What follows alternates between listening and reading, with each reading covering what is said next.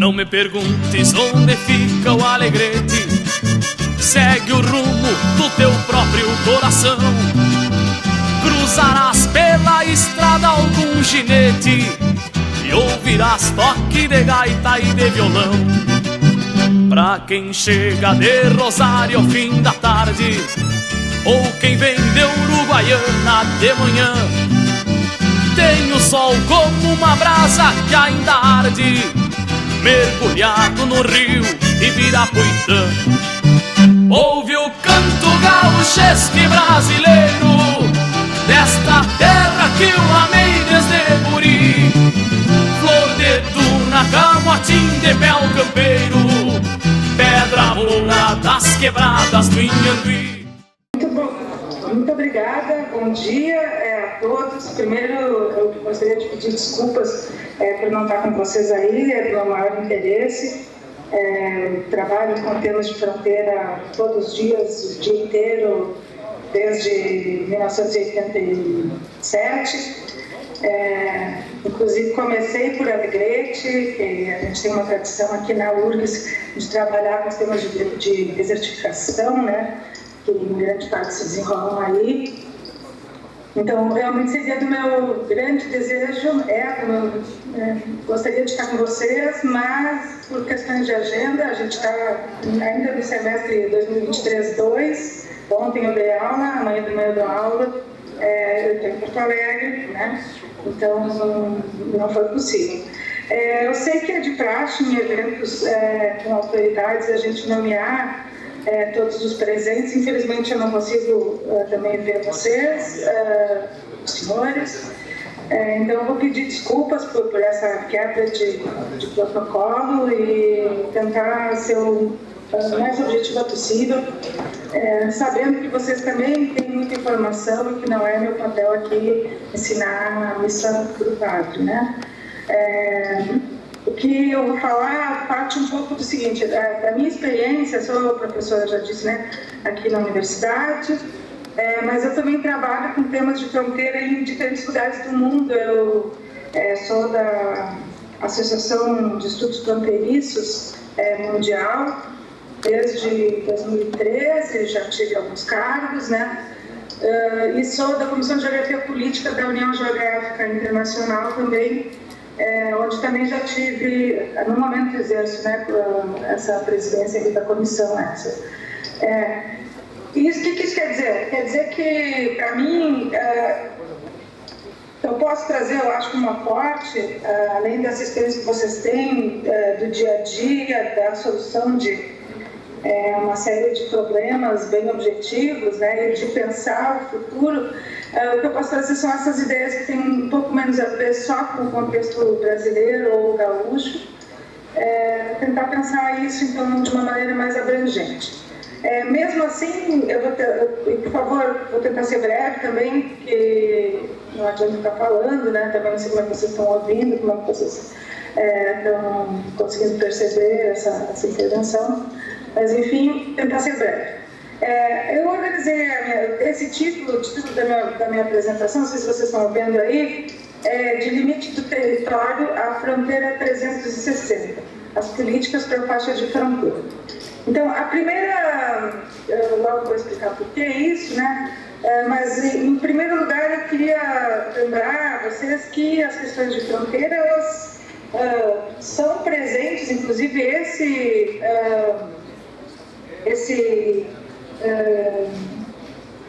essa maneira de tratar a fronteira como uma faixa com questões de segurança nacional mais explicitadas, ela é recorrente em vários lugares do mundo. Aqui nos nossos países vizinhos a gente tem, por exemplo, no Paraguai, a gente tem uma situação muito interessante que mais ou menos recente, uma lei que diz que os brasileiros não podem comprar terras nas áreas adjacentes à fronteira do Brasil. Não é proibido a todos os estrangeiros, mas da mesma forma também os bolivianos não poderiam, né, comprar terras nas áreas adjacentes ao limite com a Bolívia. Isso porque existe sempre essa sobreposição, essa ideia que é um pouco ambígua entre o que é território e o que é propriedade, né? Então, o território sendo uma dimensão política do espaço, uma dimensão geralmente associada ao Estado, né? Não só ao Estado, mas, enfim, geralmente associada ao Estado Nacional, essa dimensão maior. E a propriedade ligada muito mais à questão do mercado, a questão da maneira como se entrega a terra efetivamente, né? Essa sobreposição aí, ela muitas vezes é ambígua, ela não fica muito clara. Terra e território, propriedade e território são coisas que dá para a gente pensar assim como importantes distinções.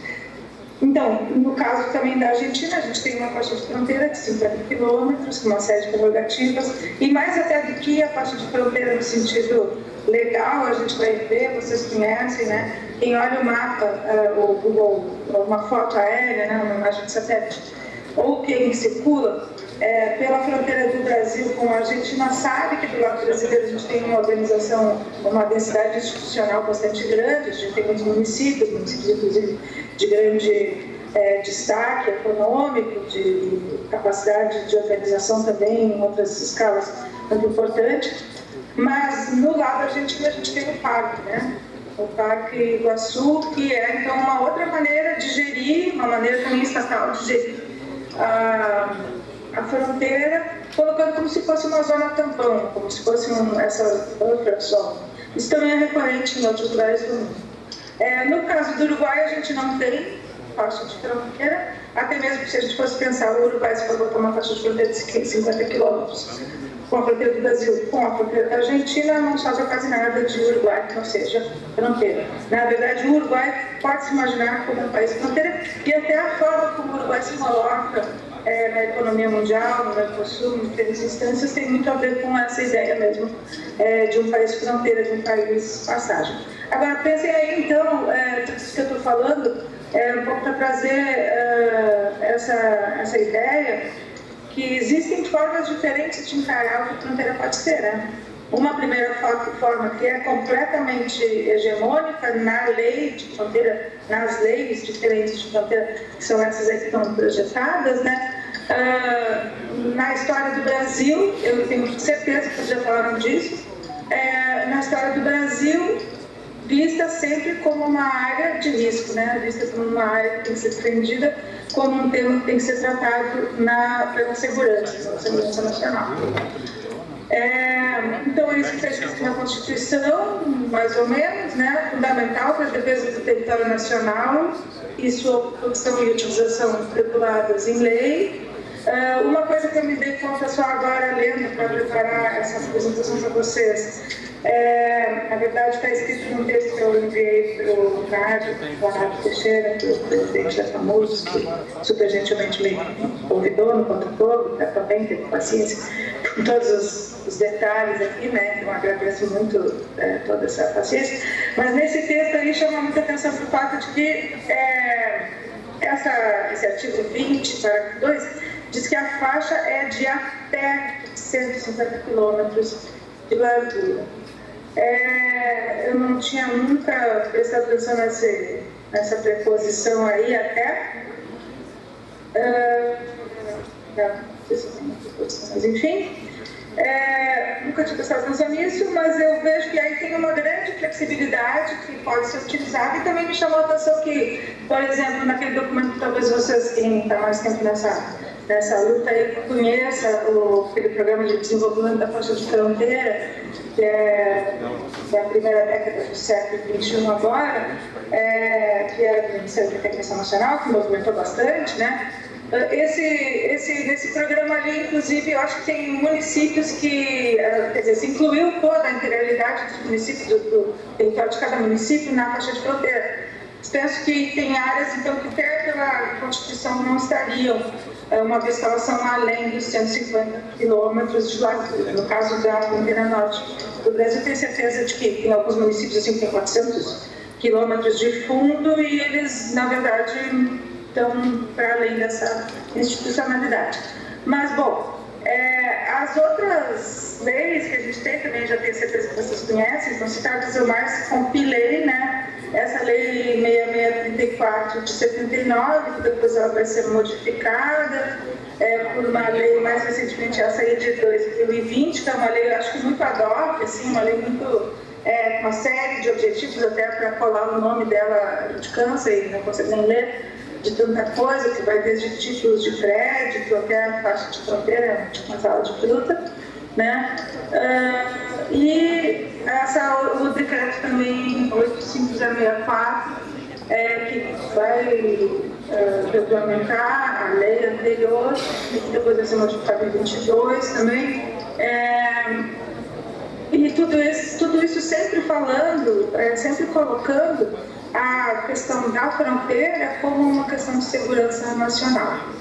E por conta disso, por conta desses mecanismos, o que acontece é que algumas atividades que estão ali citadas na lei de fronteira são regradas além das leis gerais por outras leis, né? Então, a mineração, evidentemente, tem suas próprias regras, a difusão, as terras públicas, a concessão, as transações por nomes rurais, envolvendo estrangeiros, a participação estrangeira em pessoa jurídica brasileira, tudo isso tem regramentos que não são só aplicáveis à faixa de fronteira, mas tem além desses essa necessidade de autorização pelo Conselho de Defesa Nacional.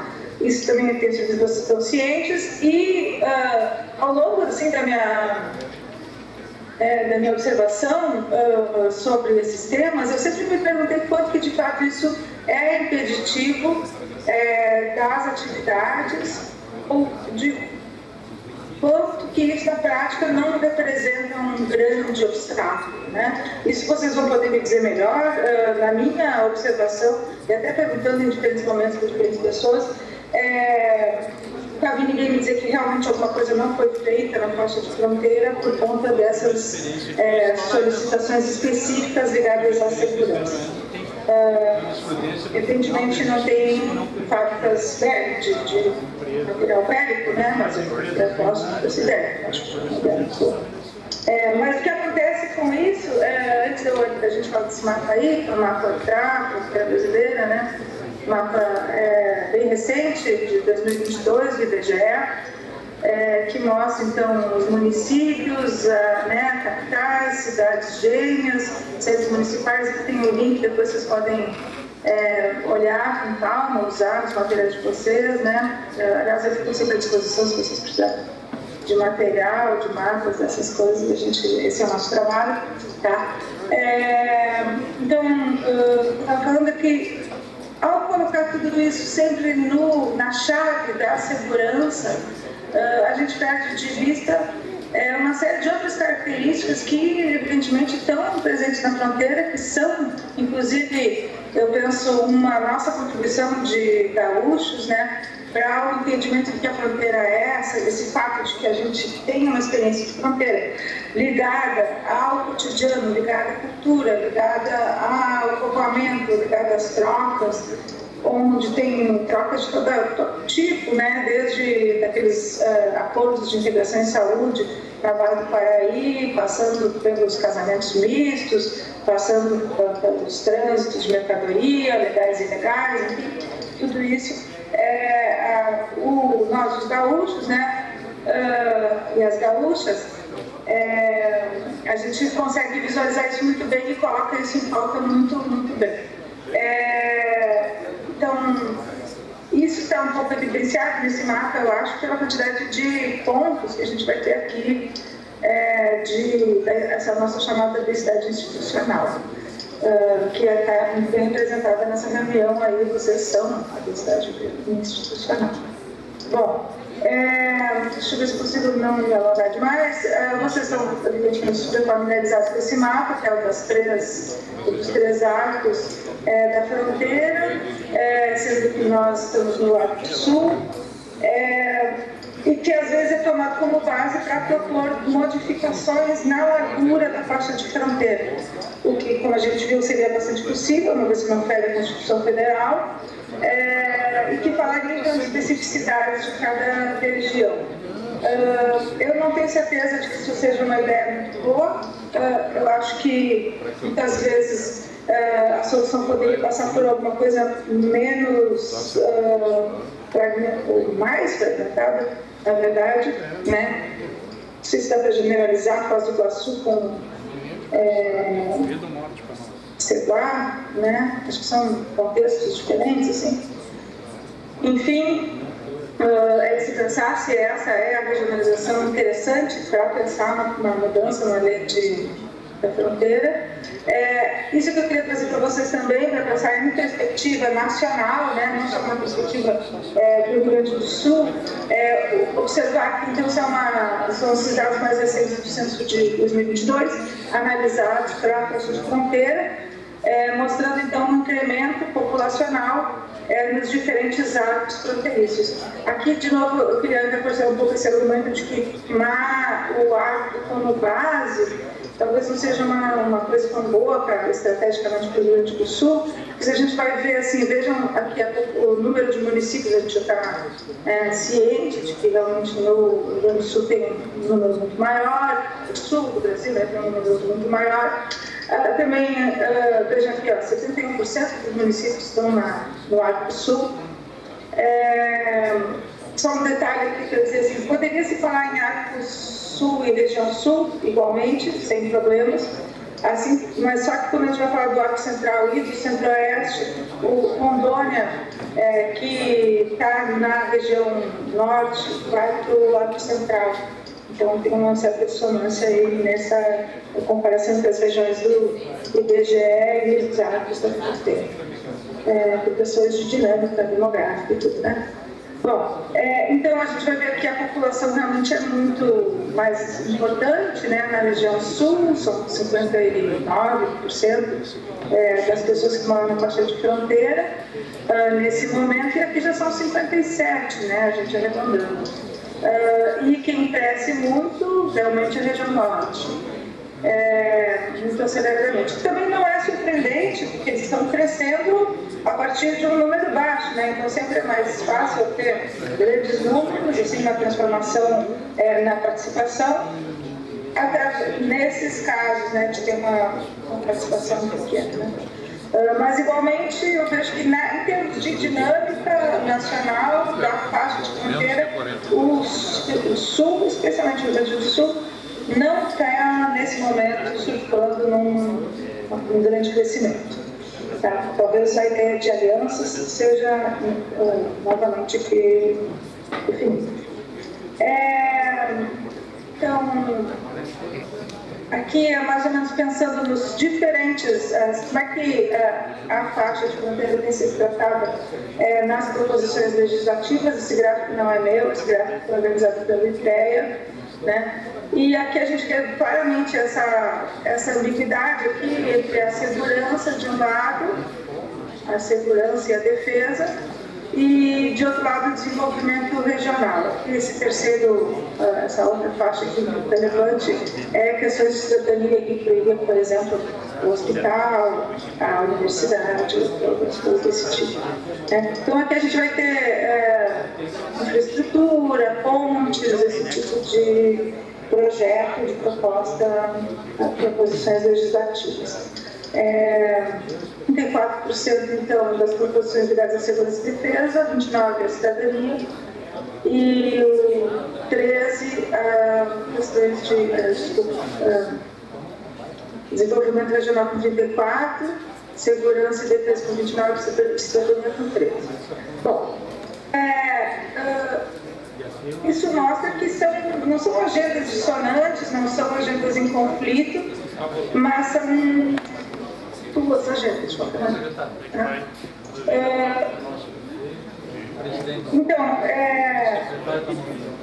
difícil, eu vou fazer uma pausa, então, nessa questão dos materiais, e tentar explicar esse meu propósito, meu título, né? A gente tem visto, então, desde a Constituição, passando pelas leis, decretos, regulamentos, uma grande ênfase nessa visão da fronteira como um limite, como se a gente estivesse falando só do Brasil, do território brasileiro, aquela representação que a gente tem assim, num mapa escolar, né?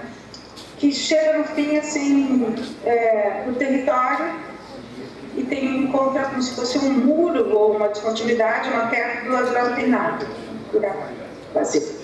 Vocês têm plena experiência, né, de que não é assim, de que essa ideia de que a fronteira é uma periferia não está de todo errado, não vamos ser também tapando só com a peneira, né? Mas ela tem muito mais validade se a gente pensar só no território internamente, né, ao Brasil. Então, essa ideia de que a fronteira é um limite vige, então, nessa escala. Mas vocês têm experiência, nós temos história também de trocas, né? E a gente entende claramente que o que existe para lá da fronteira é muitas possibilidades, são muitas oportunidades. São oportunidades de inovação, como já foi dito, oportunidades comerciais, soluções para muitos problemas regionais, uma série de questões estão ligadas a conhecer, então, esse outro espaço, e daí essa ideia de fronteira 360, que se a pessoa estivesse ali na linha e conseguisse não apenas olhar para um lado e achar que atrás de si não tem nada, mas ter essa abrangência, esse raio de abrangência que vai dar, evidentemente, muito mais possibilidades práticas, institucionalizadas também, né? Porque a gente sabe que isso vai se fazendo no informal, mas possibilidades mais institucionalizadas para explorar esse espaço, essas possibilidades, essa paisagem, assim, esse horizonte, eu acho que a palavra melhor, que está aí para ser colocado, né?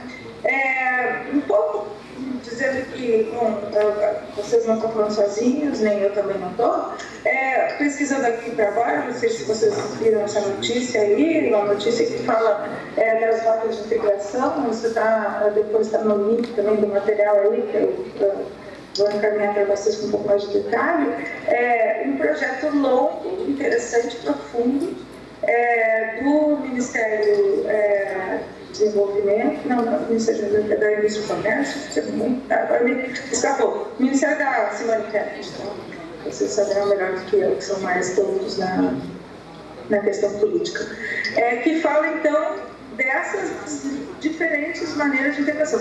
Vocês já viram a IRSA, já viram o COSIPLAN, já falamos de diferentes projetos, mas a ideia, que eu entendi, a proposta aqui, é que não seja uma mega transformação, e sim uma sequência de pequenas ações. Construção de uma pedaço de pontes, instalação de vários postos dos órgãos federais de controle, uma atenção também para as questões migratórias, não só para o fluxo de mercadorias, mas também de pessoas. Enfim, a construção mesmo desses vínculos, mas a partir de ações localizadas, mais localizadas. Se a gente olhar, como a gente vai se lembrar, né, porque os nomes eles são um pouco, digamos assim, grandiloquentes, talvez. Ilha das Guianas, Multimodal Monta Manaus, Quadrante Rondon, mas enfim, isso já foi apresentado na última reunião do Mercosul, já parece que já teve verbas destinadas. Eu acho que pode se considerar isso sim um projeto promissor e que merece, junto com a ideia de propor uma nova lei de fronteira que revogue as leis anteriores e que coloque o desenvolvimento, a integração, o estímulo à cidadania, à participação como centro nessa região, que é tão importante. Esses dois movimentos aqui são bem contemporâneos, bem atuais, eu penso que são factíveis, estão ao alcance de nós, especialmente de vocês, que são lideranças, que representam possibilidades. Então, espero não ter falado demais, nem de menos, e fico à disposição para a gente conversar. Obrigada.